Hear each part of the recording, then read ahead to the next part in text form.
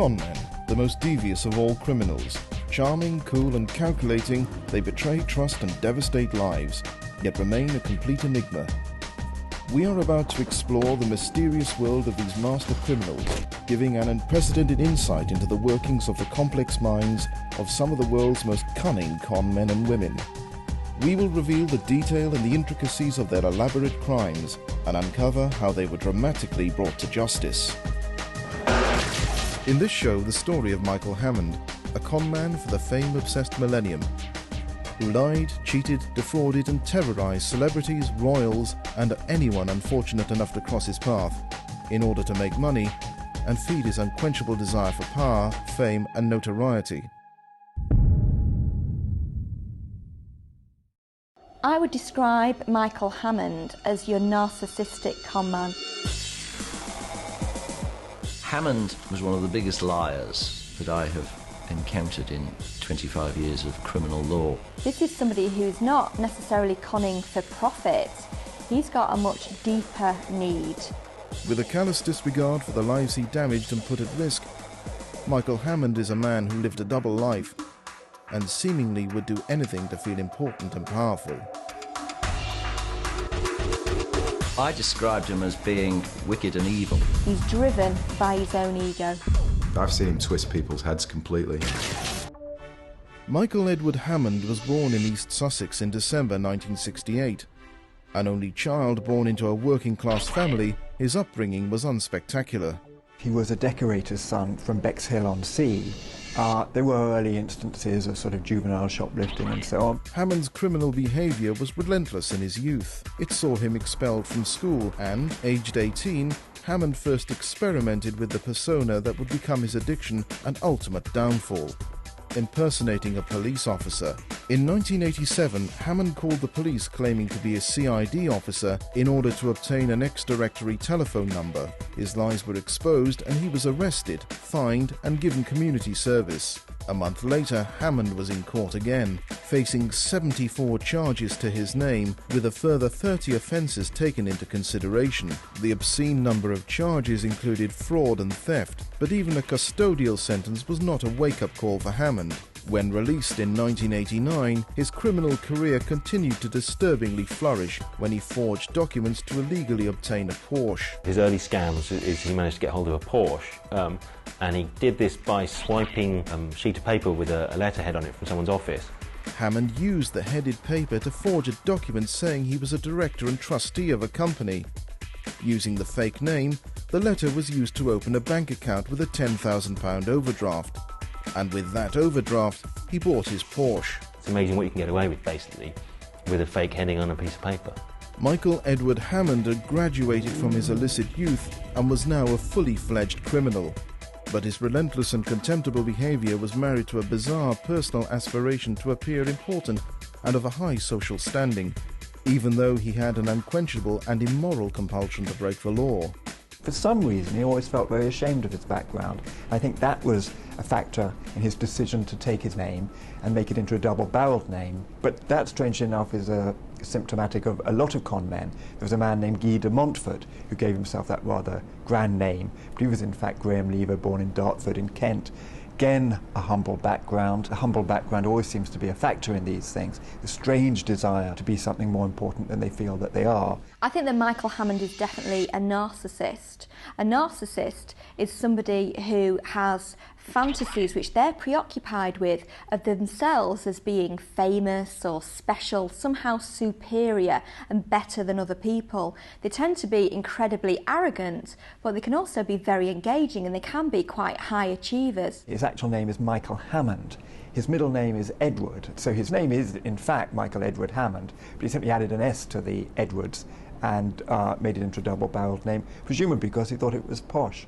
It's not always about making your bank balance bigger, it's about the power and the control and having that sort of fantasy lifestyle that a lot of people do want, but he went about it in obviously a very different way. Hammond was obsessed with the celebrity world and desperately wanted to be part of it, and his conman charm helped, blagging his way into London's celebrity party scene. No one who met him at these glamorous events could have possibly imagined the sinister dark side the unpredictable conman was hiding. In reality, Hammond was a failed businessman and sometime estate agent, in severe debt, with a prolific criminal record, who funded his life with freelance consultancy work. But he was convincingly selling himself to the London glitterati as a millionaire playboy, a film producer and TV hotshot. Michael had a vision of where he wanted to get to in life, and he used the celebrity circuit to try and achieve that. I think when you're at a party and there are lots of famous people there, when you go up to the famous person and say, "Hi, you know, how lovely to see you," the famous person tends to assume maybe they have met you at some point, but sort of doesn't want to make a scene and says, "Yeah, sure, how lovely to see you," and maybe agrees to be photographed with you and will exchange small talk with you. They're very vulnerable, these famous people. Hammond exploited this vulnerability in 2001 when he hustled his way into the National Television Awards.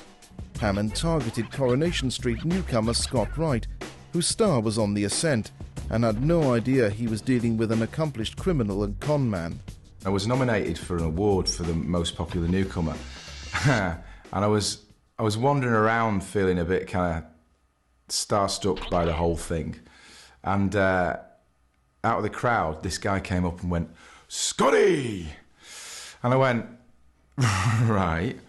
And he went, "I've not seen you for ages, mate, not seen you since we did that thing on Sky." And I went, "Right." And I'm very polite, me anyway, so I just shook his hand and I said, "Hello, can I get you a drink?" I said, "Yes." We got a drink and he had some girls with him, which was all good. And then he had a Range Rover waiting outside with a driver in it, which was also quite impressive. And I thought, well, you know what? I might as well go with him and the chicks.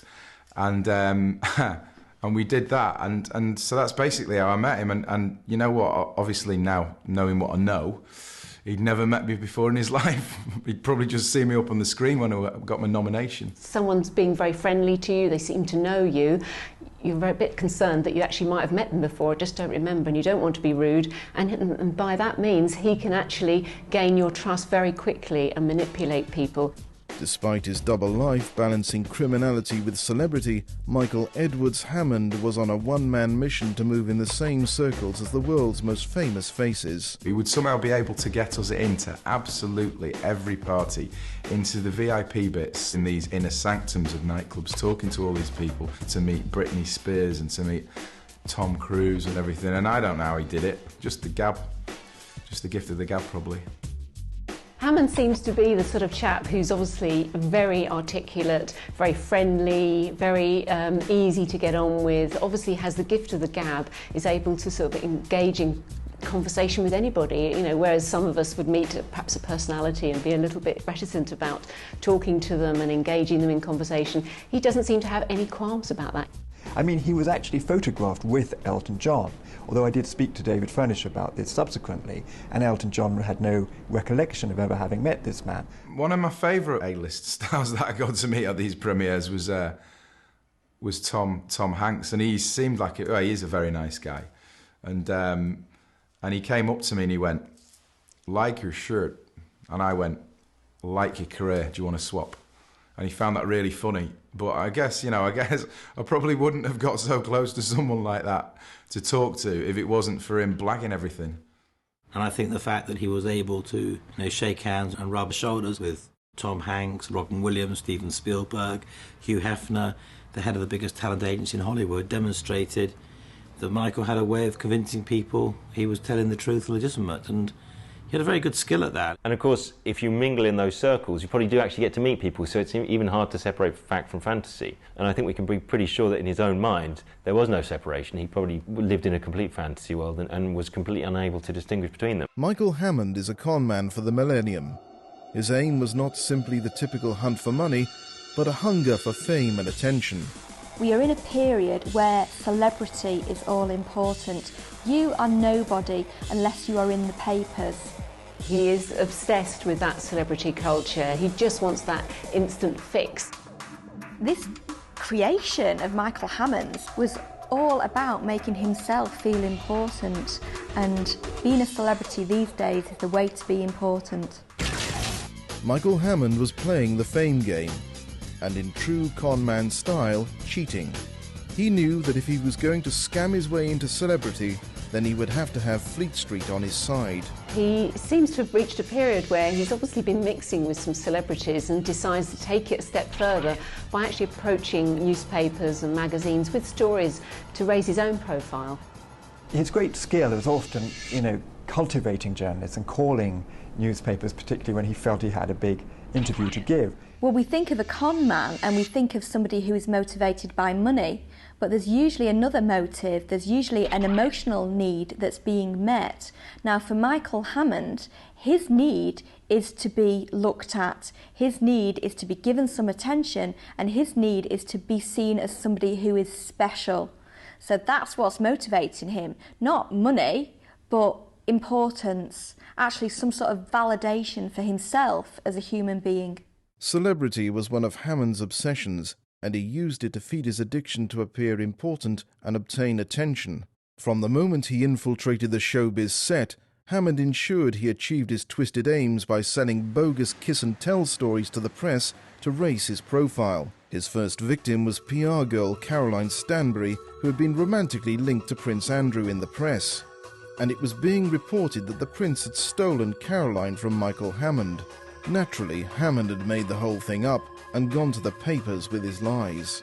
With Caroline Stanbury, at the moment it was starting to be reported that Prince Andrew was going out with her, he phones up a newspaper which ran a long interview with him in which he was described, as he often was in the early days, as a millionaire businessman. And in this interview he talked about how he introduced Prince Andrew to her and that he was the beginning of the romance, and basically he was the important figure in everything, and that he was very laid back about the fact Prince Andrew was going out with the woman that he regarded as his. And although she denies vigorously that she had anything much to do with him, I think she probably knew him, but I don't think it was anything more than that. And Caroline Stanbury is not the only high-profile woman Michael Hammond lied about having a relationship with, and sold bogus stories to the tabloids about romantic liaisons he never had. I've heard Dannii Minogue, Jordan, I've heard Renee Zellweger, and a lot of other women. I'd like it on record that I've never slept with Michael Hammond. Now, actually, I don't think he would ever claim to have slept with me because I'm not famous. I'm not Dannii Minogue, I'm not Jordan. He maybe hopes that he'd slept with or had relationships with these women. But actually, it was a really good way of getting some attention because the Sunday newspapers took him up on this story with actually very little evidence. They advertised to the world that he was claiming to have had these relationships. In actual fact, they'd never heard of him, probably. They all tell me that they've not slept with him.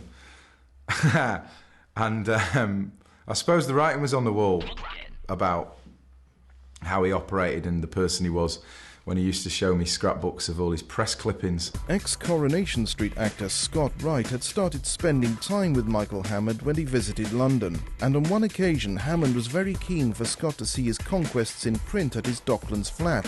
Michael Hammond kept all his press cuttings and kiss-and-tell articles in a scrapbook. It's all about celebrity with Michael, and it's all about that, and that's my first impression of when I went in his flat. It was just plastered with pictures of him with famous people. And I think the scrapbook, the scrapbook was just insane, completely insane. Another person who spent time with Michael Hammond was celebrity manager Jonathan Shalit. Jonathan met Hammond on the showbiz scene and they briefly became acquaintances. On one occasion, Jonathan lunched with Hammond at the famous Ivy restaurant in London. They were joined by a top Hollywood agent and Tara Palmer Tompkinson. I've met Tara a number of times, who's a very lovely girl and a very sensible girl. And it was quite clear from the relationship between Tara and the top Hollywood agent and Michael that there was a degree of friendship. As I found out later, he probably wasn't as close to them as I might have thought he was, but he would certainly appear close. But in fact, it worked the other way, because I think Tara probably thought I was closer to Michael than I was as well. And at the end of the meal, Tara had to leave, and Michael, as a gentleman also, or representing himself as a gentleman, saw Tara to the door. And as he was walking out the door of the restaurant and onto the street, he had his arm over her shoulder, putting her coat on, and there were like a ton of paparazzi there.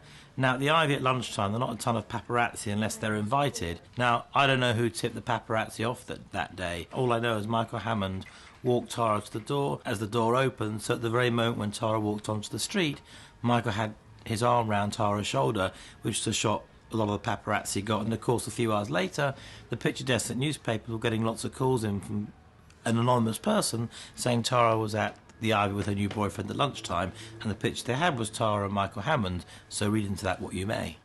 And then there was Renee Zellweger. Read into this what you may.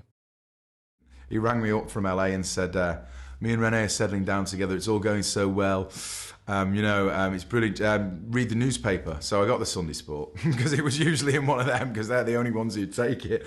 Then it managed to filter through to some of the other less salubrious newspapers, and it was him with his arm around Renee Zellweger saying they were happy and they were getting married or kissing her and bloody blah. Normally his technique is simply to leave parties just at the very time that they're leaving, and apparently this is what happened with Zellweger, and then it makes it look like he is actually going out with them, and then of course classically he will phone up a newspaper and tell a story to them. Someone who was with him at the time had just told me he'd just legged it over, give her a kiss, and then sold the story to the paper.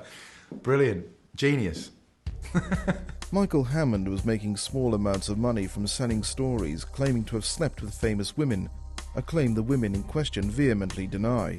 Hammond's lies and stories may have fooled the celebrity circuit completely, but as Scott Wright spent more time with Hammond, the facade of the fun-loving party guy slipped, and he witnessed the conman's darker side firsthand. Obviously, I didn't really ever get to know him, because he was telling so many white lies or whatever.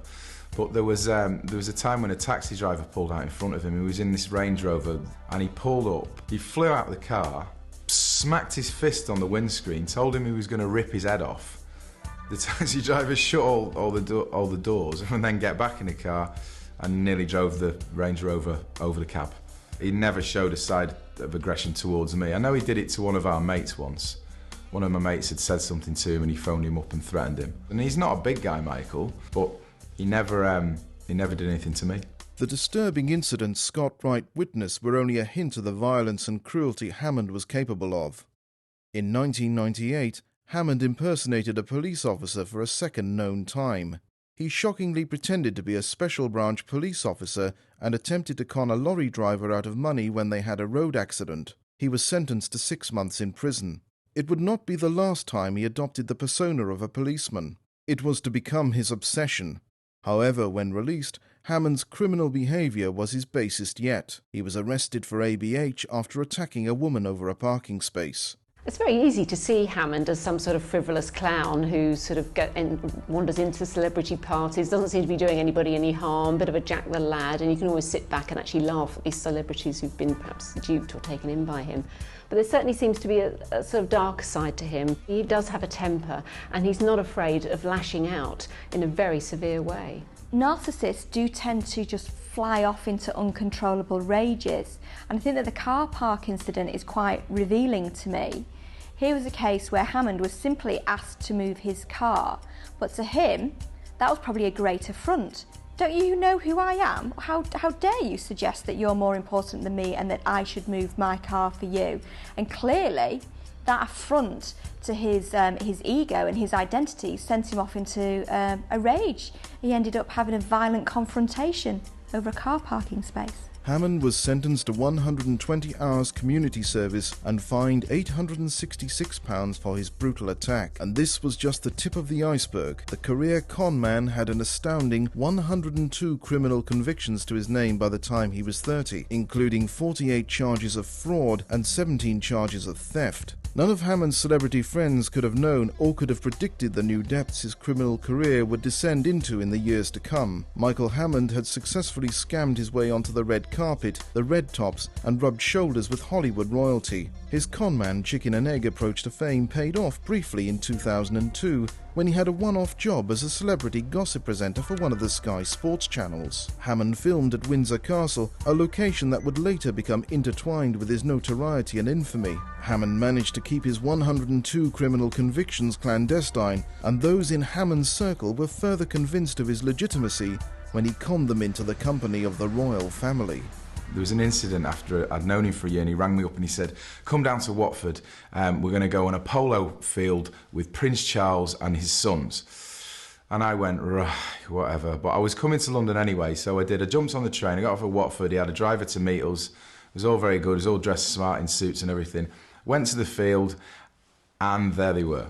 And I was like, whoa, wow, that's quite interesting. And so I got introduced to Prince Charles, and he acted like he knew Prince Charles, like they were best mates. I didn't detect that Prince Charles knew him. But the most interesting part was when he said, let's go and say hello to my mate Wills.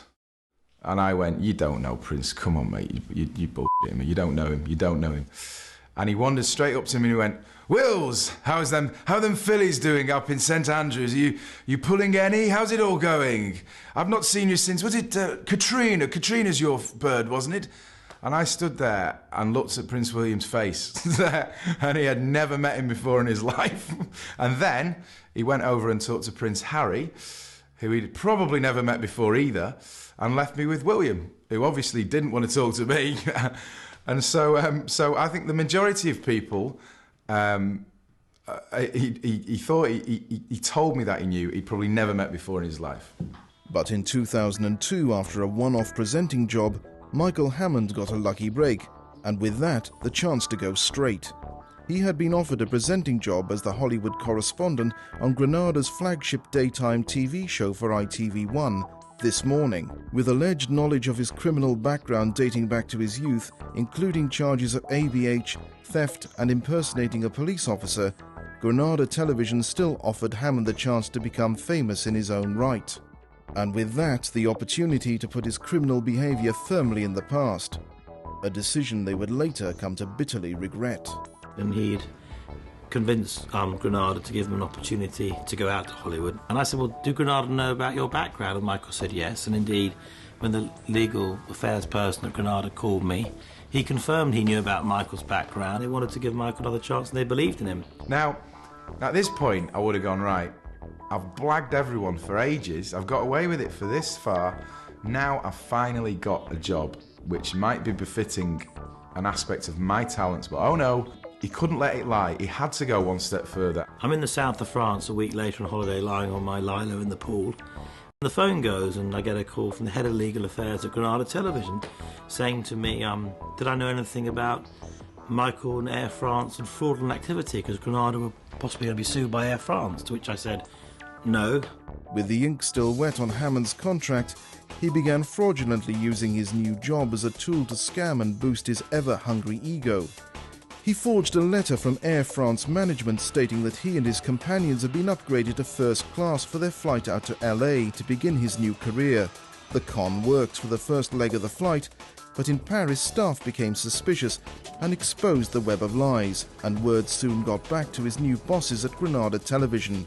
Hammond's need to scam had ruined his career before it had even got off the ground.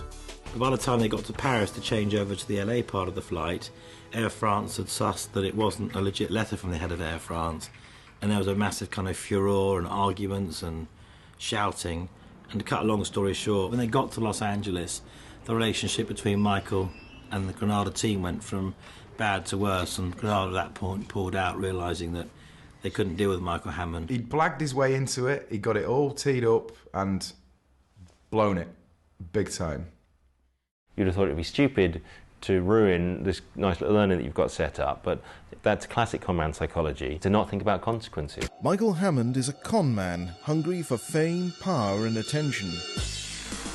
He is a genuine fantasist. He genuinely believes, while he's playing these parts, that they're true. The stupidity of Michael Hammond was that he actually has caused his own downfall by an inability to know what right or wrong was. You do have to wonder though, if he'd just been a little bit more tempered, if his ego hadn't have been so hungry and needed feeding so constantly, just what he could have gone on to achieve. After personally wrecking the career opportunity of a lifetime as a TV presenter by fraudulently trying to upgrade a flight, Hammond returned to the UK and carried on crashing celebrity premieres and parties. But he also went on to change tack, adopting a whole host of different but telling personas. In terms of the roles that he gives himself in life, they're always authority figures. They're always policemen, surgeons, film producers. I think an awful lot of these roles too have been hit upon in order to hit upon women, perhaps. And in 2004, Hammond adopted the audacious role of a bogus doctor. compulsively calling the police 5 times when he was stuck in heavy London traffic. He was in a car, very heavy traffic, centre of London. Normal people would just sit there and bear it, but of course being him, he had to do something dramatic. I don't know whether he had a glamorous girl in the car with him that he wanted to impress, but what does he do? He phones up the police, says he is a surgeon on the way to perform a major life-saving operation for a young girl suffering from a terrible illness. On this particular occasion, the police facilitated his passage through traffic from, I think it was Bywood Street in East London to St Thomas's Hospital. This was just purely so he could travel through London and have other people look at him, you know, with the lights blaring and the sirens going, and think, my, he must be a really important character. You don't get much more power mad than that. And in fact, he tries this on several occasions, and he even has the audacity the next day to ring up and thank them for their help. Using figures like doctors, surgeons, police officers and pretending to be them is quite traditional ground for a con man. They like being figures of authority, someone who is respected in the community. This is oxygen to this person. He obviously needs this to feel that he's in any way, shape at all important or validated. You've got to feel a bit sorry for him. He's obviously a deeply, deeply inadequate and pathetic character. It wasn't just doctors Hammond impersonated. He strangely also adopted the personas of high-ranking police officials. I mean, what was unusual about him as a con man is that he actually seemed drawn to and fascinated by the police. I mean, most con men, obviously, by their very nature, keep away from the police, but he seemed to like getting in touch with them. I think a lot of his knowledge of the police came from his various dealings with police officers, and some of the names that he used were names of officers that had previously arrested him, so he would know who they were and where they were attached. And a lot of the terminology that he used would be similar to what one would hear on police dramas such as The Bill. Impersonating policemen was not a new weapon in Michael Hammond's Conman artillery. The first record of him adopting the persona of a police officer can be traced back to 1987, followed by another astounding instance in 1999, for which he served 6 months in Wandsworth Prison. But between September 2003 and August 2004, Hammond's obsession with the police and pretending to be a police officer spiraled out of control, resulting in an astonishing 133 bogus calls to police constabularies around the UK. Mr. Hammond contacted the local police to where he was living and told them that there were men armed with shotguns trying to break into his home address. And of course the police have got to respond. You can't make a value judgment there and then and say, well, this obviously sounds a load of rubbish, we're not going to bother. You have to respond, that's what the police are there for. So the local police, in conjunction with armed support, went to his home address. They spoke to Mr. Hammond, who was partially intoxicated, and left the area. No offences being discovered.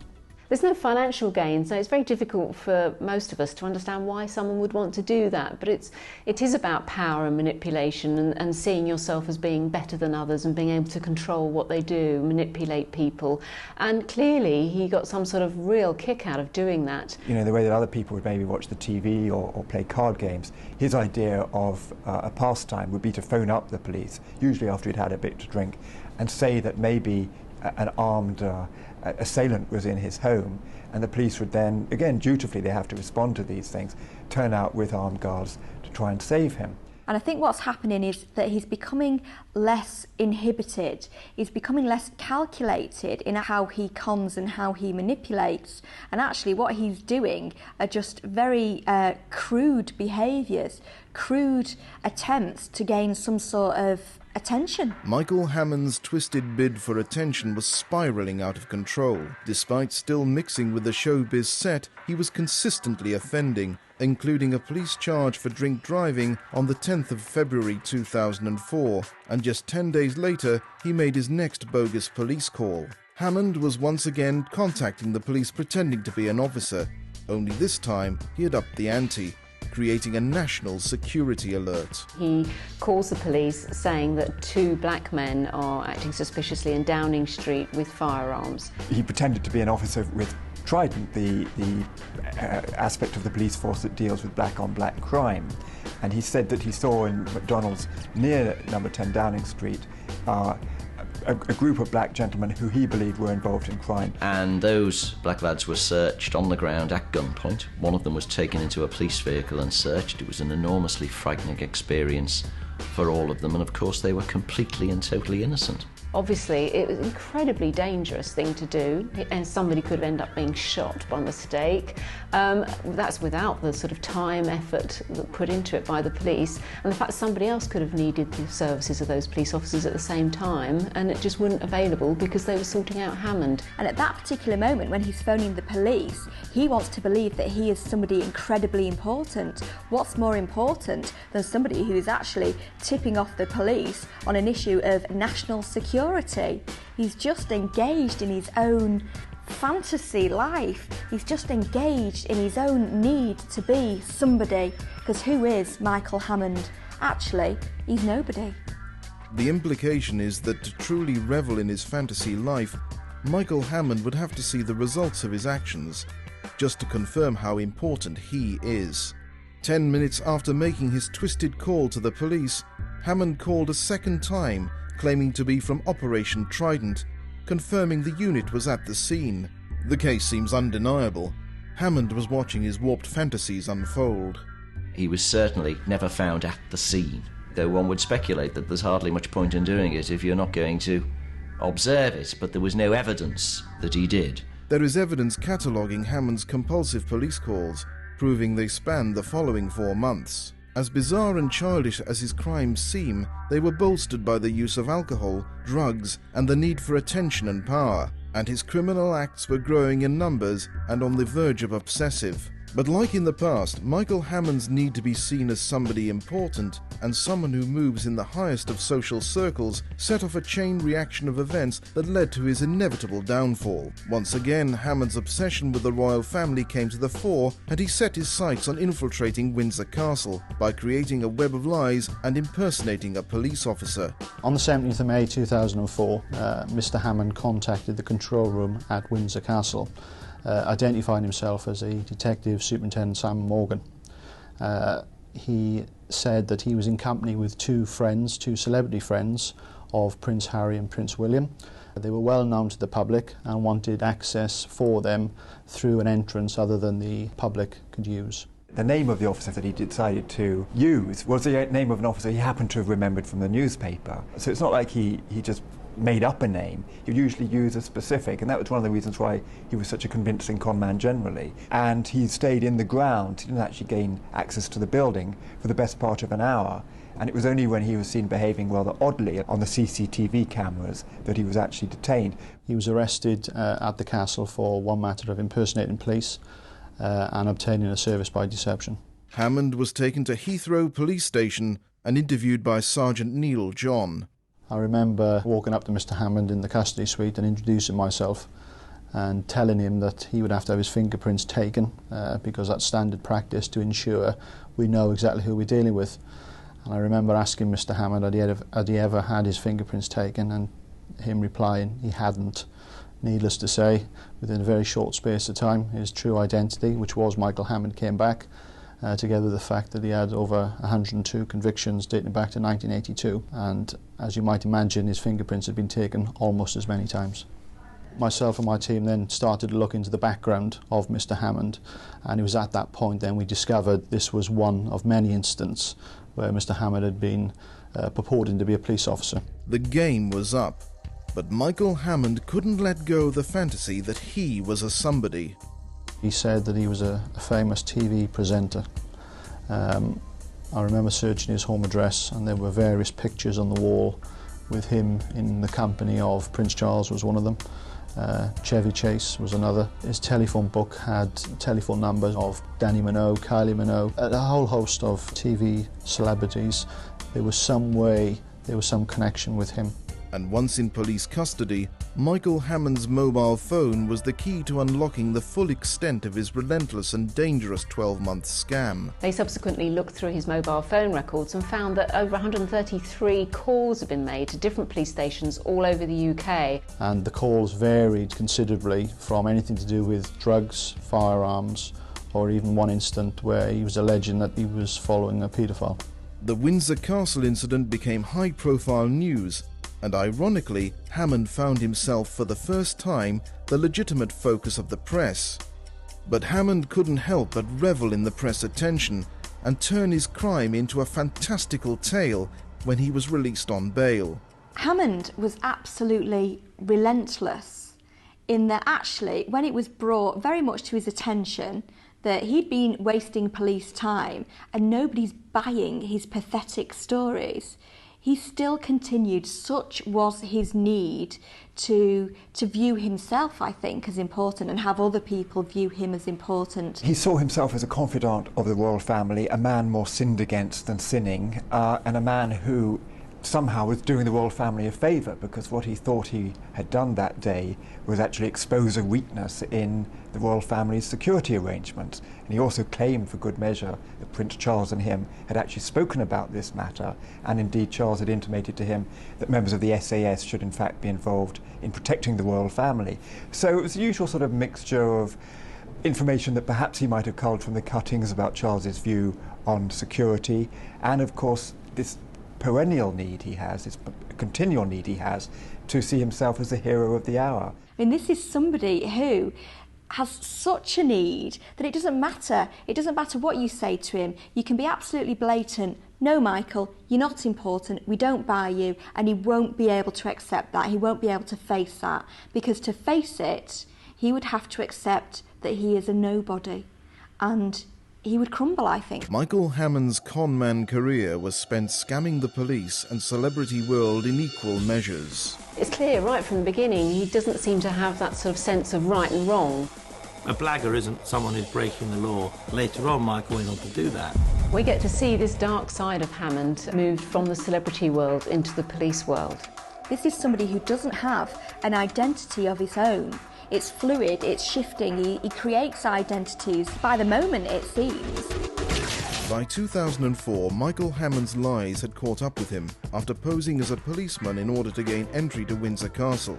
Despite plaguing the police with bogus and potentially life-threatening calls, he still hadn't given up preying upon the celebrity world.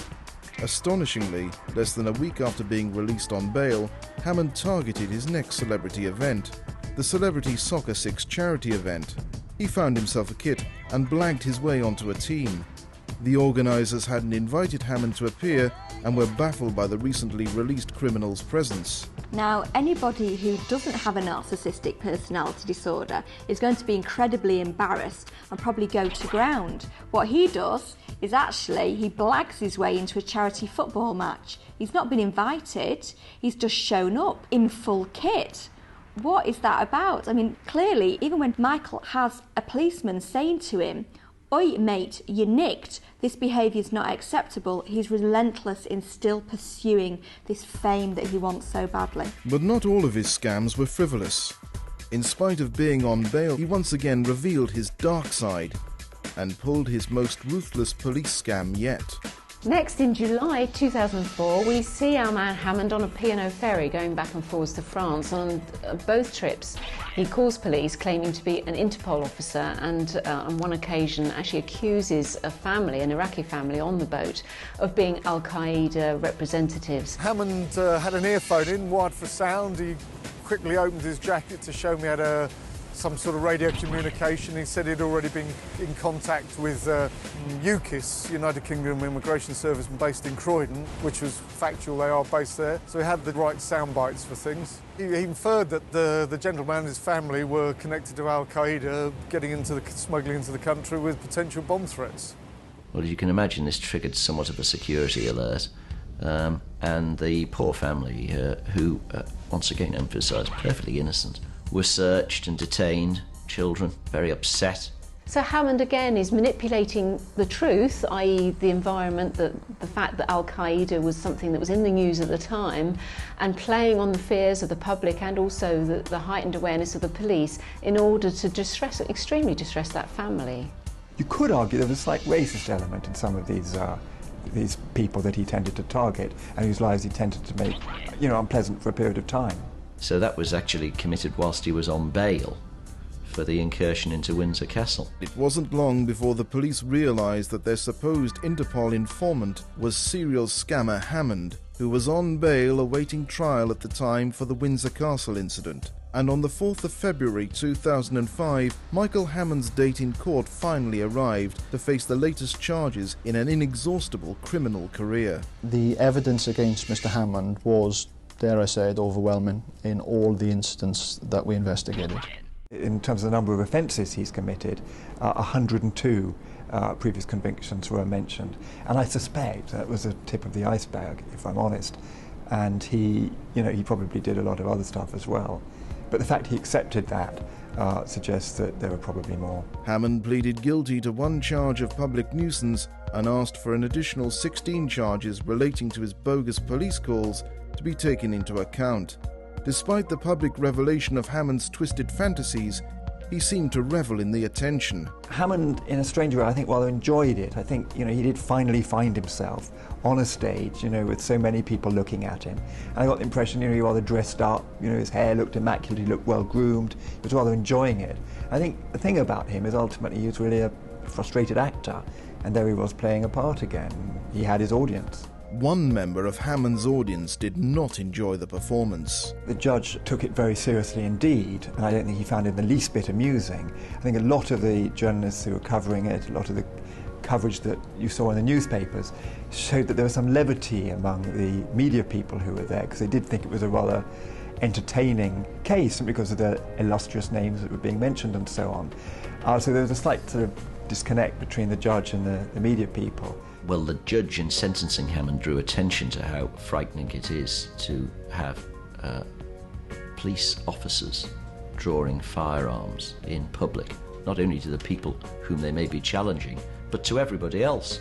Of course, it's not like the films. These are real guns with real bullets, with real human beings. And it must have been enormously frightening for these people who, I emphasise, were completely and utterly innocent. Before sentencing Hammond to 4.5 years in prison, the judge acknowledged that he may be in need of psychological help and had no choice to impose a custodial sentence due to the severity of Hammond's crimes. He also commented that Hammond's desire to exercise power and gain attention were no doubt enhanced by his excessive use of alcohol and tranquilizers. Speaking directly to Hammond, the judge also stated, "Quite apart from the distress and fear that must have been caused to these people, you created the risk of something much worse. You could not possibly know how those being searched would behave or react, and however well trained or disciplined armed officers are, the necessity for carrying and producing loaded weapons in such circumstances inevitably carries with it a risk that an action or a reaction may be misunderstood with tragic consequences. Fortunately, that did not happen. You had no way of knowing whether it might or not." Michael Hammond was sent to Mount Prison in Hemel Hempstead. The saddest, if you like, of Michael Hammond is he had talent, and if he had put his energies and time into being legit and using the natural talent he had, he could have been successful. I imagine that the thrill he gets from it is exercising some degree of power. He can pretend that he's an important man. He's caused all of these people to rush around as a result of his actions and his commands. As far as I'm aware, as investigations go, it was unprecedented in the extent of all the various hoaxes that Mr. Hammond completed over that period. Oh, I'm sure there's a lot more action to come before the final credits come down on this man's life. I think he is a natural performer. I don't think he can help it, poor chap. And I think more, we will hear a lot more from him. And true to form, following his release from prison for the Windsor Castle incident, Hammond did go on to disturbingly reoffend. On the 27th of March 2008, Michael Hammond walked into Kensington Tube Station in London and began shouting Al-Qaeda, and heartlessly pretended to have a bomb in his bag, striking fear into the large crowd on the platform. In September 2008, at Blackfriars Crown Court, Hammond pleaded guilty to communicating false information about a bomb hoax and sending a false message to cause annoyance. He was sentenced to 3 years imprisonment. The authorities hope this time he has learned his lesson.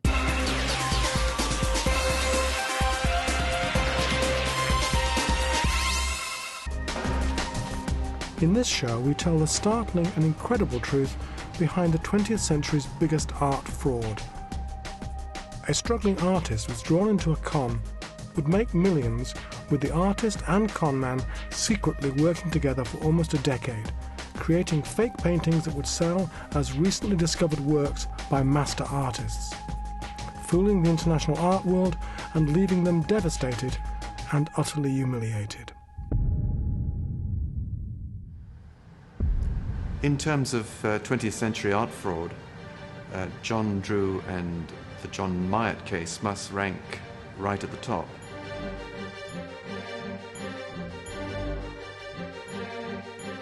But the problem was we were being scanned by a very intelligent person on multi-levels. Unbelievable that people would be looking at paintings painted in the same kind of stuff that you put on your walls, basically, and authenticating them.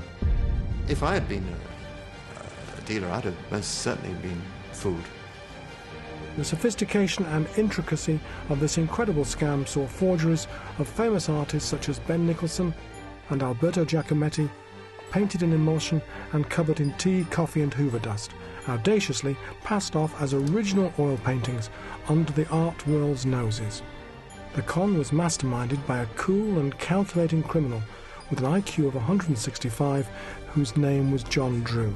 He enticed struggling, cash-strapped single-parent John Myatt into his intricate and almost foolproof scam. John Drew has got a huge amount of, for want of another word, front. But he's very, very dangerous because he's a fantasist. He's quite happy to scam money out of anybody. But there must be an element of intellectual one-upmanship. And putting one over on people who probably thought themselves to be very smart. And he probably thought, you know, that he'd made them look like idiots, and that made him feel great. Mastermind John Drew took the art con to a whole new level. His masterstroke was the infiltration of the British Art Archives. He secured access, then simply rewrote history to authenticate his bogus paintings. This shocked the art world to its core. Basically, it's art historical revisionism. So he's changing history, he's changing art history.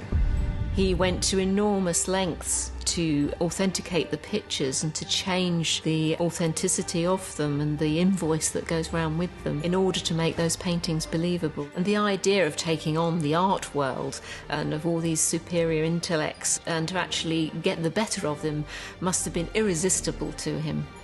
How the hell we ever got away with it, I just don't know.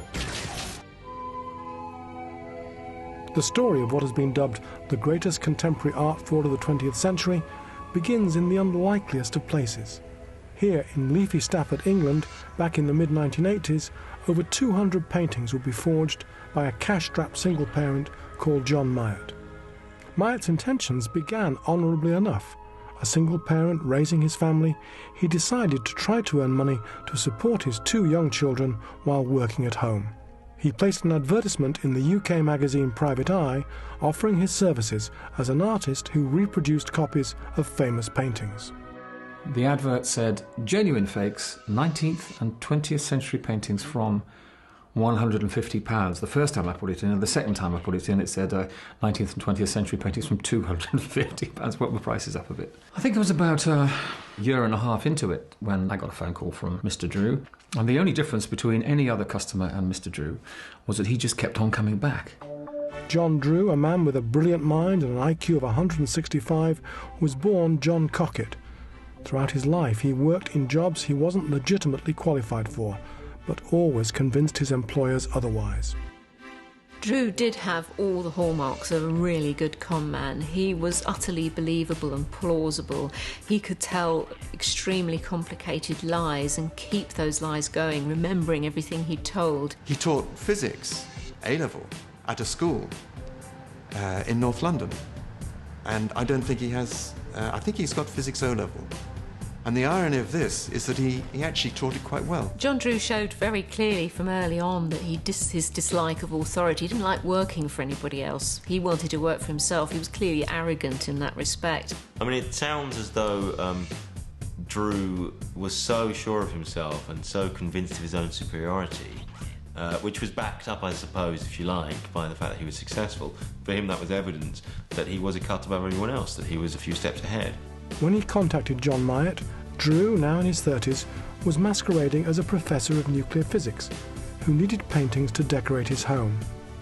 In reality, he was a master conman, preparing the ground to lure in the man who would be the key to the next scam he was planning.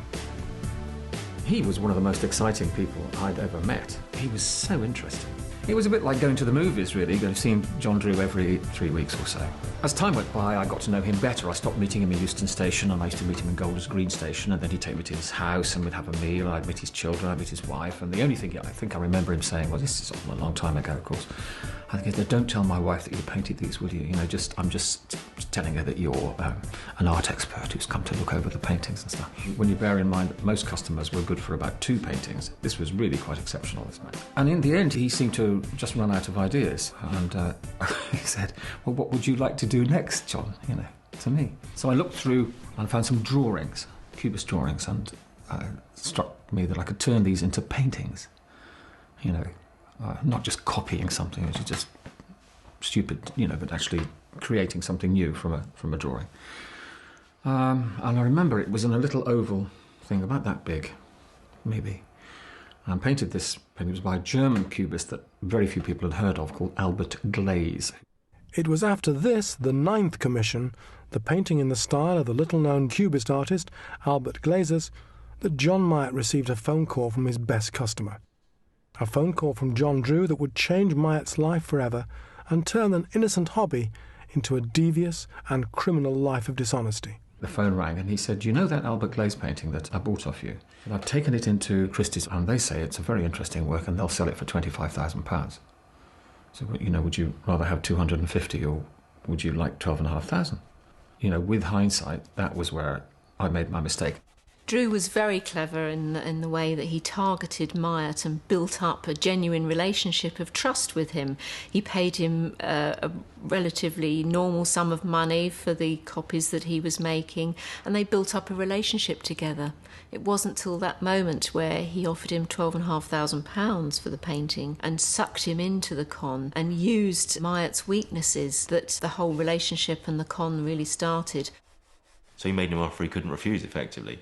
And then once Myatt had done this deal with the devil, if you like, he was already implicated, and it was probably a lot harder for him to back out. I should have said, oh, come on, you know, this is painted in emulsion paint. You know, I haven't used original oil paints. It's not on it. None of the materials are original anyway. It's a crime. You know, you don't do that kind of stuff. But, I don't know, something in me just sort of went... And I thought, yeah, that's good, that is. I like the idea of 12,500. I've never seen £12,500 in an envelope. I've never seen that kind of money. And I got all excited about having all this money. I wasn't selling it to anybody. I mean, as far as, you know, I didn't have anything to do with walking into Sotheby's or anything. I was just painting them. So I suppose, you know, it was turning a blind eye with a vengeance to what was really going on. I think it's easy to feel that maybe this is a victimless crime because art theft is, you know, a very affluent area. People can afford to lose a few paintings here and there. But there are 2 areas where it really is very damaging. Firstly, on an individual who's paid a lot of money and put a lot of trust in an expert and believes they're getting something, you know, very valuable for their money. And secondly, the impact on the art world itself. You know, there will be enormous distrust now on the provenances of these paintings and of any paintings because of the effect of what John Drew has done. The classic con artist thinks that it is a victimless crime, and they often rationalise what they've done as saying they haven't really done a crime and nobody's got hurt. And it's easy to think that way, especially if you're scamming rich people or businesses, for instance. It's quite easy to portray it as a victimless crime because you could say, well, you know, they could afford it or their insurance would cover it. Myatt's fateful decision was one he regrets to this day. Tempted by the prospect of accumulating vast wealth, Myatt agreed to Drew's proposal. They were now partners in crime. Little did Myatt know the enormity of the scale of the scam which was to come, and the terrible price he would eventually have to pay. But now, he was hooked in. There was no going back. It started there. If it had stopped there, of course, I don't think, you know, I'd be talking to you now or be talking to anybody else about it. For almost 10 years, conman John Drew fooled the art world with a complex and intricate scam. passing off fake paintings as famous artists' work. It was a con of such magnitude and importance that the art world is still reeling from the blow. John Drew was a very clever man. I mean, he'd had an IQ of 165, and he created a very elaborate scam which showed an awful lot of depth of knowledge about the subject matter he was going into, which he wouldn't have had before. He had access to the best art bookshops in the country, and if there was an artist who particularly interested him for whatever reason, then he'd buy an art book and he'd turn down the page and say, no, this is interesting, why don't you look at that, and that kind of thing. Drew's con would never have been possible if he had not courted and enlisted the help of artist John Myatt. Before the scam, Myatt was making a modest living selling honest copies of art classics legitimately. But when Christie's paid Drew £25,000 for one of Myatt's fake paintings, believing it to be genuine, Myatt found the sum of £12,500 just too tempting. He became part of Drew's scam, painting new fakes of master artists for Drew to sell on as the real deal. I thought it was just exciting and fun and unbelievable that people would be looking at paintings painted in the same kind of stuff that you put on your walls, basically, and authenticating them. I didn't use aged canvas. I didn't use authentic materials. I used KY jelly, which is water-based, to actually dilute the paint if I needed a thin glaze. But the thing is, about household emulsion paint, it dries very quickly. If you varnish over it, and he didn't always do the varnishing himself. We believe Drew did some of the varnishing. If you varnish over it, it's very difficult, even for an art restorer, to know whether it's a real oil painting or something totally different. The way the paintings actually got treated after they left me was so, I mean, they were walked all over and there was Hoover dust emptied all over them, and occasionally, I mean, I would throw coffee and tea at a painting, and just grind it into the surface of the canvas. Allegedly, we heard from John Myatt that John Drew would empty the contents of his Hoover onto the painting and then varnish over it. Or maybe he did that when the varnish was still wet. He would scuff the frames. And the other thing that's worth mentioning is the difference between a fake and a forgery. If you're doing a forgery, there really has to be a lot of thought gone into the back of the painting, what the painting looks like from the back. A lot of people know what paintings look like from the front, but they're not quite so clear about, what happens when you turn them the other way around. So that was another of, John Drew covered that as well. He would take the painting and sort of disassemble it, put new stretchers on it, gallery stickers, signatures, and all this kind of thing on the back of the painting. But the paintings were only one element of the con. In a masterstroke of cunning, Drew painstakingly ensured the legitimacy of the fake paintings were never questioned. The way he wanted to take it, you had to provide the paintings with a history, with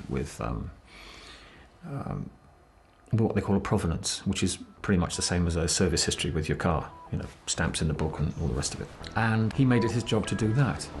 The point about authenticating a painting is the first and most important thing is looking at the picture and judging the paint, the calligraphy of the way the brushstrokes are put on, and the colour balance, etc., with authenticated works by the artist. The second most important thing, which is very important, if the picture has provenance, histories of previous owners, especially if it takes you back to the artist, and also exhibitions the picture's been in. So provenance is very important. And if you've got the provenances there, and the provenances were very, very professional, I've never seen anything like it. If I had been a dealer, I'd have most certainly been fooled. And to make the scam work, John Drew presented himself as a darling of the art world.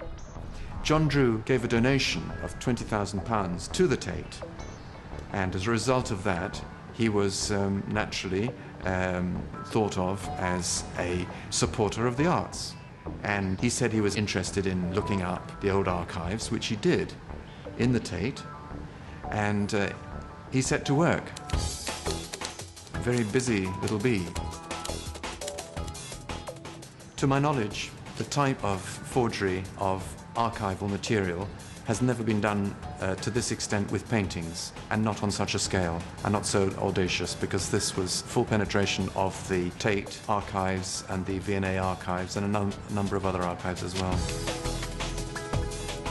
He would fabricate catalogues of exhibitions by taking a catalogue out of an archive, inserting one of my new paintings into the catalogue, returning it to the archive, and then a researcher would say, oh yes, well, you know, that was obviously exhibited in 1965 in Brighton Art Gallery or something, and that is the history of it, which validates the painting, however poor the quality. In retrospect, John Myatt's painting is not good at all. But the problem was we were being scanned by a very intelligent person on multi-levels. You know, I was on a learning curve here. I hadn't done this before. You know, okay, some of the paintings were good, but some of them were absolutely awful. I mean, really bad quality. How the hell we ever got away with it, I just don't know. The problem was that people were no longer looking at the artwork, they were looking at the provenances. These paintings came to us with authentication certificates from living experts who were the #1 experts on the artists, and authentication all the way back. So in other words, your brains are being scrambled. You're saying, wait a minute, it's been authenticated, and you're looking at it through rose-tinted spectacles that you wouldn't normally be doing. It's there in black and white, you're painting in a book. It's almost 100% genuine. Drew had devised the almost perfect con. Never before had the archives been tampered with in such a comprehensive way that ensured even leading experts accepted practically worthless forgeries for the works of renowned artists, leading them to be sold for thousands of pounds each. The paintings were being sold through all the major Mayfair auction houses in London, England, as well as Christie's and Sotheby's. Most paintings were sold for between £10,000 and £30,000, whereas others fetched £100,000. One of Myatt's Giacomettis sold at auction in New York, USA for £300,000, over £150,000 for a painting that took John Myatt just 5 hours. Another of Myatt's paintings, this time of Ben Nicholson, is alleged to have also sold in the USA for £105,000. It was pretty unbelievable, you know, when John Drew said that he'd taken such and such a painting to a world expert and this person had authenticated the paintings. I just thought it was just absurd. But, I mean, funny almost. You know, I mean, you have to laugh, don't you? I do find it hard to laugh sometimes because there's such vast amounts of money involved in all this. But, you know, some of these people just don't know what they're talking about. If somebody wants to scam you and take money off you and has really worked out how to do it, they probably will, whether they're a brilliant salesman or something else. The scale of the scam was unprecedented, and the art world was none the wiser for now.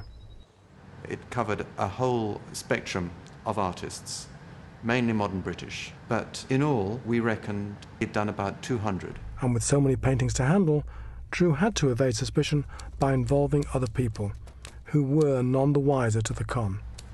What happened was that John Drew set up a number of runners to go to all the auction houses. It was no good him going in every time, you know, the same face saying, oh, here's another painting, that he had to recruit a group of people who didn't know that these paintings were fakes at all. In the end, I think he told them that he represented a consortium of art collectors. The first picture I bought from Drew's stooge was part of a group that Christie's had sold for a lot of money, and I got it authenticated by Christie's. It cost me about £5,500. That represents a total loss to me. I'm sure money always plays a huge part in all of these cons. People wouldn't do it if there was no money involved. Most of the time, in my experience, money is a very, very large factor. But there must be an element of intellectual one-upmanship. And I think that was probably one of his main motivating factors. It probably wasn't money, it was probably getting a thrill out of it, getting a buzz out of successfully pulling off his con, and putting one over on people who probably thought themselves to be very smart. And he probably thought, you know, that he'd made them look like idiots, and that made him feel great. The classic characteristic of a con man is this need to feel that you are better than the average Joe, basically, the Joe Schmo on the street. You're a step ahead. You don't have to work for a living. Like all those other schmoes, you don't have to punch in and punch out. And you're not some lowly criminal either, you know, you're not using violence, you're not breaking and entering, you're not even doing real crime, you're just using your wits, and you're cleverer than the other guy. It's kind of circular logic. Because they weren't able to guard themselves against it, because they fell for it, therefore they had it coming, therefore it served them right. And that's the kind of twisted psychology that really goes on a lot in the con artist's mind. I think he was a superb con man. I think he was able to persuade other people that he knew their area of expertise. If he was talking to a GP, he would persuade the GP that he knew something about medicine. If he was talking to a tax accountant, the tax accountant would say, this is a man who knows about complicated tax law. He was just very gifted, in like a chameleon in a way. He'd be what you wanted him to be. I mean, perversely, this con obviously required all the sort of hard work and intelligence that would make someone a success in you know, straight life, if you like, in non-criminal life. And so it's kind of perverse that these characteristics, these attributes, if you like, should be put to such devious ends. John Drew really loved it. He loved the con, wanted to do it over and over again. It wasn't that the money wasn't important to him, because I'm sure it was. I mean, it obviously was very important to him, but there was another thing to it as well. It was looking at the important people in the art world and just knowing something that they didn't.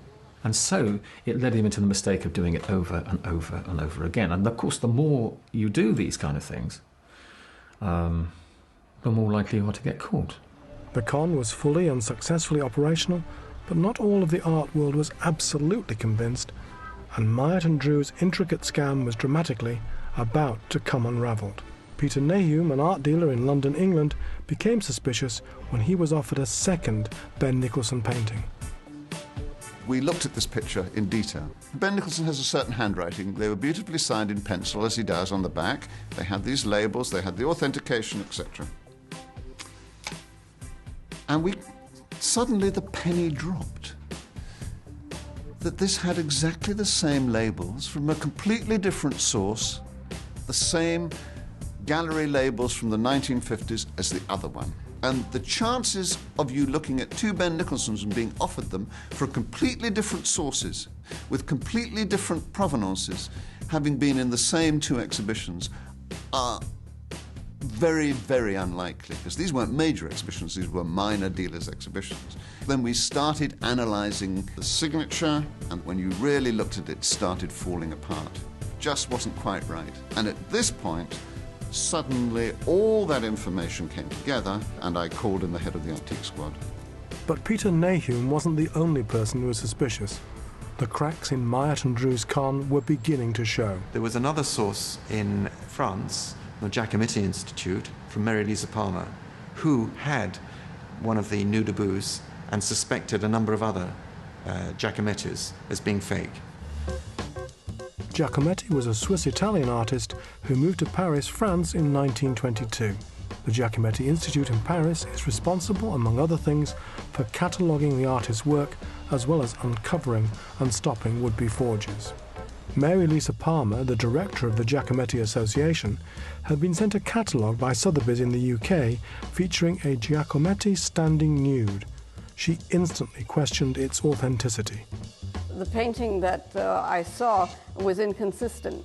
Like, the head looked like a man's head on a woman's body, the background was poor, the strokes were wishy-washy. When an artist paints, there's a lot of energy that goes into the painting. When a person copies, he's copying the work of somebody else. It's not at all the same energy in the painting itself. The Giacomettis were so bad in quality that it didn't take anybody from the Giacometti Foundation to see that they were rubbish. I could see that they were rubbish immediately. Then it was signed also, and the signature resembled other fake signatures and not the real signature. When Alberto Giacometti used to sign, he would sign quickly, you know, to get rid of it. He didn't like to sign paintings or drawings, so he did it quickly. This signature is very applied, you know, so copied. So I went to London to look at the work. I looked at the front of the canvas, the back of the canvas. I asked for an X-ray. Then I told the people at Sotheby's that I thought it was a fake. And then they told me, but there are experts that think that it's okay. And you will find documents at the Tate Gallery proving the provenance is being correct. because he'd been so thorough with his paperwork and had created this history for them, people thought, oh, well, it must be good because this was exhibited in 1968 or 1961, was it? And such, here's the paperwork to prove it. So I went to the Tate Gallery to look at these documents. I did see a photograph of this painting slipped into the Tate Gallery archives, and from that moment on, I felt that they were being tampered with. Basically, if the painting was fake, then the provenance had to be fake.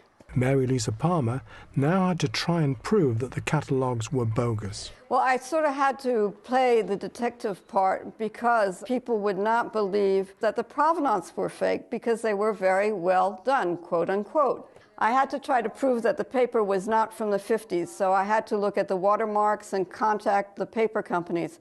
I had to check with the libraries whether this catalog was in their archives. I had to write to the printers to see if they printed the catalog. I had to check with another foundation whether they had received the same provenance material. And I found out that they had a different date for the same catalog. I also wrote to the post office in England to see if the stamps were used in the 50s. I went on and on and on in this sort of detail. That sort of detail resulted in Mary Lisa Palmer's success. Experts confirmed that the paper used in the suspected fake catalogues was not from the 1950s, as they stated. She now had evidence that the provenance was corrupt. She came over to London almost immediately with a huge amount of documentation and photographs of not only the genuine ones, but the fakes, which she reckoned matched up. And we then got our heads together, and she helped police tremendously.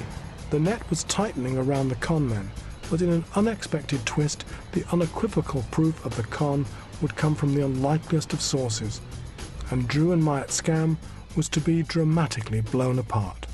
And that's one of the sad aspects of a conman's life. You can't afford to trust anyone. For 8 years, John Myatt and John Drew colluded to achieve what has been dubbed the greatest art fraud of the 20th century. The duo had no idea that suspicions were being roused within the art world, but forger John Myatt was becoming less and less comfortable with his partner in crime, John Drew, and their joint deception. I was certain that it was going to end in, tears. It was just a matter of, when. As the con went on, the web of lies was obviously very complicated, but John Drew had to sort of really fantasise and put himself in the reality of it, and to him it was real. These paintings were genuine paintings. I remember on one occasion in an Italian restaurant, he was going on about a painting. I said, oh, come on, John, just shut up for a minute. I painted these paintings, they're fakes. Off he goes. He said, no, so you're wrong. No, these are not fakes. I believe these are original paintings. And that was what he did. I guess that's the secret of being a success in that, conning department.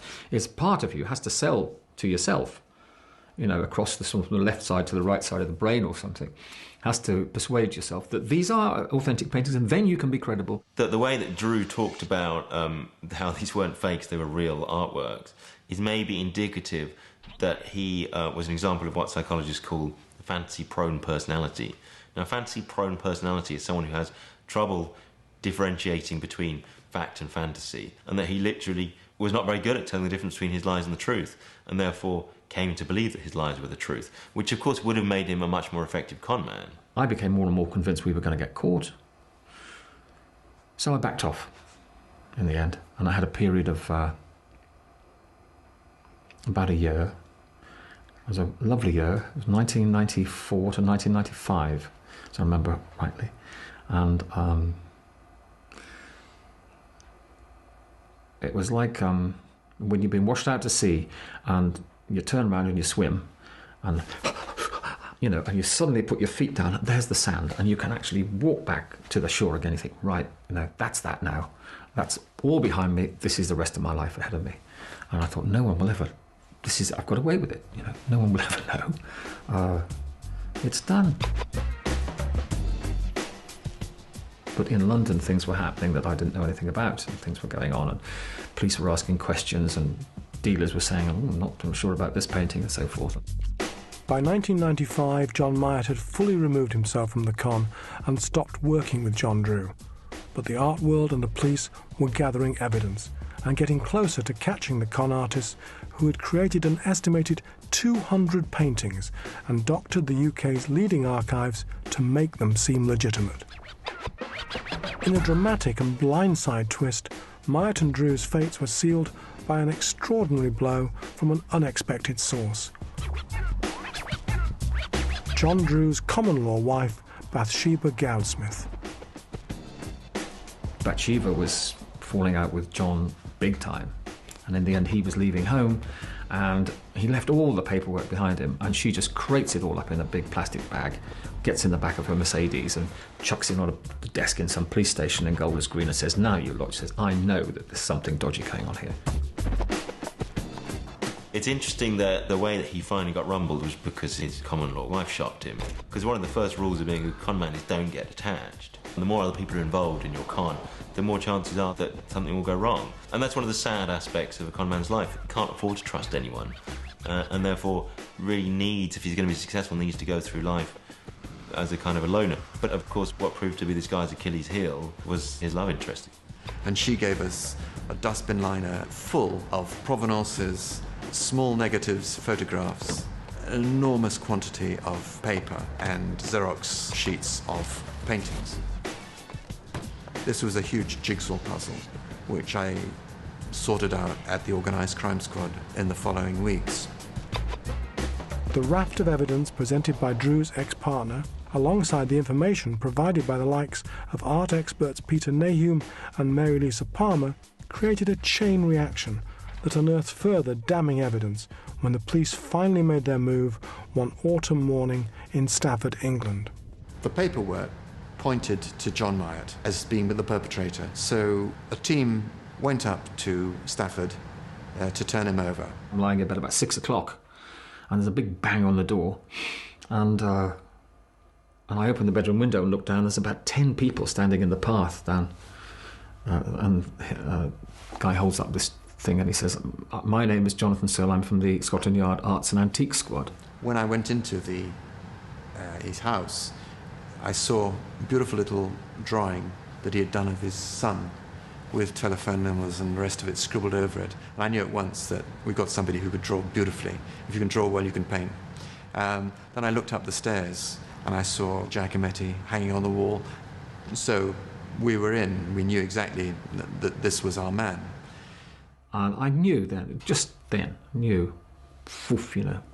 that part of my life, those 12 months where I've been, living in cloud cuckoo land, really, it really was cloud cuckoo land, and this was reality coming to bite me up the backside with a vengeance.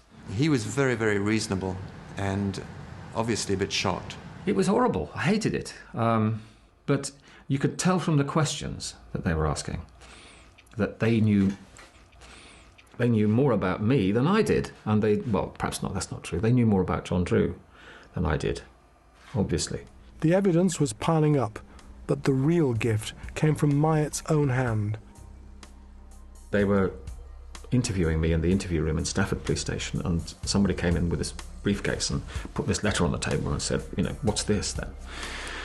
And it was one of those letters I'd written to John Drew about 3 years previously when I was just getting ready to part company with him, really, and it said, "Dear John, I don't like what we're doing. You can carry on doing it if you want to, but for me, that's the end of it. No hard feelings. I'm not going to say anything. Yours sincerely, John Myatt." The letter was really a gift to the police because it was just saying, "I'm guilty." It was a very important letter, in fact. It gave us the psychological state of John Myatt. And it just showed he had been suckered into this. It made us as police officers realise who was doing what behind the forgery. So it was quite helpful. And also, in John Myatt's house, we found a whole library of art books, all of which, when you looked through them, they had the pages turned over on the type of painting that John Drew wanted him to do. But, looking back on it, there were so many slipshod things that the police were able to pick up on. There was me using, for goodness sake, using emulsion paint You know, it's just so stupid, isn't it? I mean, it is like stupid. But there's that. There's John's kind of, you know, hundreds of little silly things he was doing in the provenances and using the wrong typewriter. And I think he signed the work in biro 2 years before biro had been invented, or, you know, something like that. It's amazing that it was as successful as it was. It was kind of amateur hour, kind of a criminal operation. But it was just successful for a long time. I don't believe it. I don't believe it now. I think it was one of the daftest things that ever happened. With so much evidence already gathered, John Myatt decided to cooperate with the police. I said, right, you know, hands up. It was just the better thing to do. I felt better with it. And in a way, you were helping to undo some of the harm, you know, that had been done. The game was up. With Myatt's honesty, the case strengthened further. After passing off over 200 fake paintings and repeated corruption of the archives at the Tate and the V&A in London, England, the police finally arrested John Drew. We found him as to be a very charming, affable, intelligent, highly intelligent man with a very high IQ, very, very good memory, and we found difficulty in believing virtually anything he said. We found a number of forged provenances, and he denied the whole lot. Well, he said they were genuine, and he went through court saying the whole lot were genuine. And in fact, he said the whole lot were not only were they genuine, despite the forensic evidence, despite the evidence of all the witnesses. Not only that, he said it was an MI5 plot, which is real boys' own stuff. Absolute nonsense. With Drew and Myatt charged, the courtroom beckoned. But Drew didn't seem ready for his day in the dock. We went through the whole palaver of going to magistrates' court, and John would come into magistrates' court, and as he would sort of pretend to have a heart attack. And then they'd have to adjourn the case, and, 6 months later, we'd be back in the magistrates' court, and he'd have another heart attack in the foyer, and off he'd go. So it took 3 magistrates' court hearings before the magistrate said, look, if he has to come in a stretcher, get him in. So after several false starts, Myatt and Drew headed to the Crown Court. And eventually got to Southwark Crown Court. And I knew what I was going to do. I was going to plead guilty, and that was that. And it was the best thing to do. I was guilty, so couldn't see much point in trying to, get my way out of it. Despite Myatt's guilty plea, Drew pleaded not guilty, and 2 days into the trial, John Drew sacked his legal representation and opted to defend himself in court with no legal counsel. I think the fact that Drew elected to represent himself does tell us a lot about his psychology, because it seems to me like a classic instance of the sociopathic conman who thinks that he is cleverer than everybody else, who thinks that he's better than everybody else, who thinks he doesn't need to bother with all the sort of apparatus of the state, doesn't need a solicitor or a court-appointed lawyer or anything like that, that he can do a better job than any of them. It's a classic example of how deluded he was, I suppose. He defended himself very ably. As I say, he has a very, very good mind, very retentive memory. But in court, he gave his qualifications as professor, where we tried very, very hard to find out exactly where he'd got his qualifications from. The last thing we were told, it was in Germany somewhere. And so I don't know how much of it is true, how much of it is not true.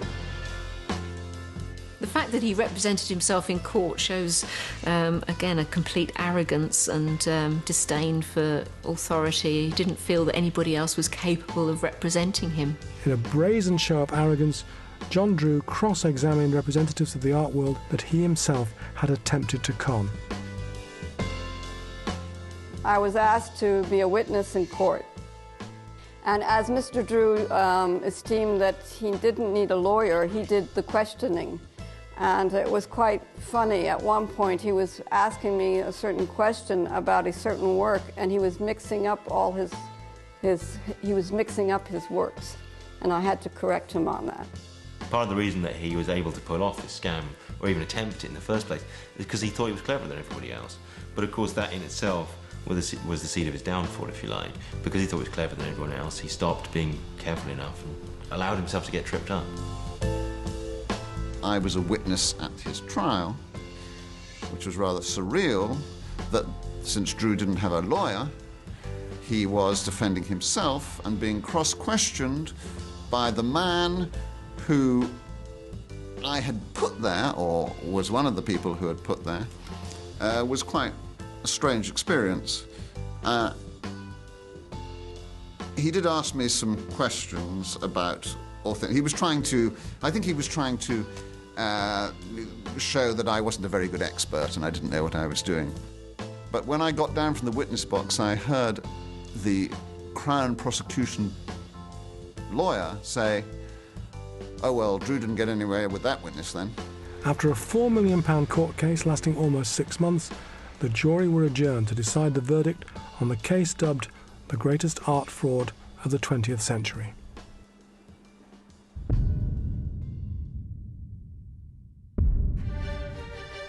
For 8 years, John Myatt and John Drew duped the art world out of an extortionate amount of money, selling fake paintings as rediscovered classics. In 1998, the law had finally caught up with them, and the media described their scam as the biggest art fraud of the century. To my knowledge, it was by far the largest art fraud of the 20th century in ambition, in scope, and in expertise. Not just covering the amount of artists, but the whole way it was perpetrated. So yes, they produced a scam which was taken to a further degree than the other fakers. In other words, giving the Tate Gallery a lot of money, becoming a patron, becoming a darling of the archives of the Tate, going in there, nicking stuff out of the Victoria and Albert Museum, creating fakes. Of course, he did a brilliant, elaborate scam. This con was very unique insofar as that the forgers themselves were well done. The actual painting was well done. The backup system for everything on the provenancing was brilliant, and the infiltration into the archives was very, very professional. John Drew has got a huge amount of, for want of another word, front. After almost 6 months in court, the verdict was imminent for the con artists who had fooled the art world.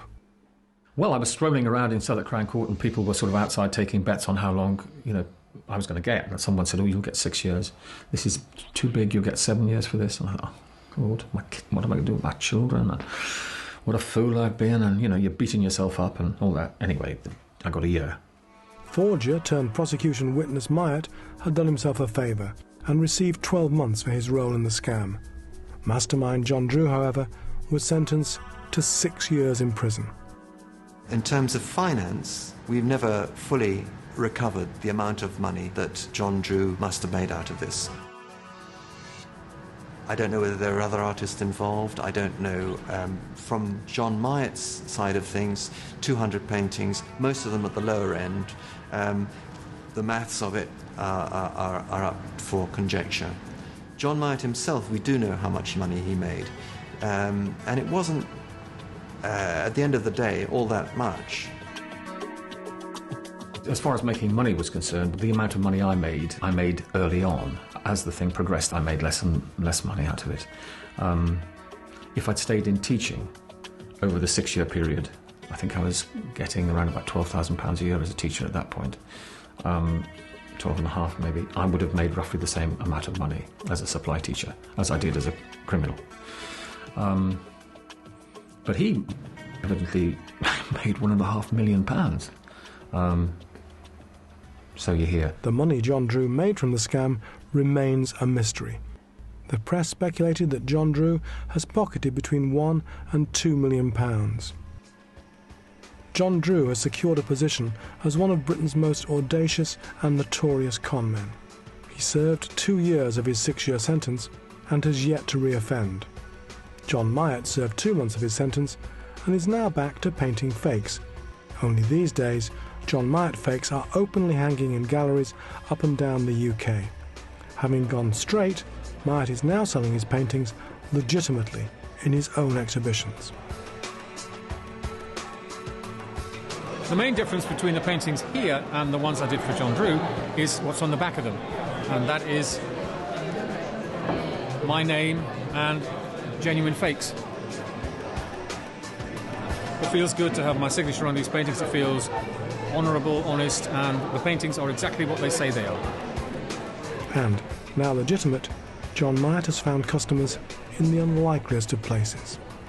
My first ever customer really was the man who arrested me, and then the barristers who run the case also became customers, and about 6 months ago the foreman of the jury turned up and he said he'd like a painting as well. That's very nice, I like that. I'm so pleased that I've left all that horrible criminal stuff behind, and I've been lucky enough I'm lucky enough to have had a second chance. That's what it comes down to.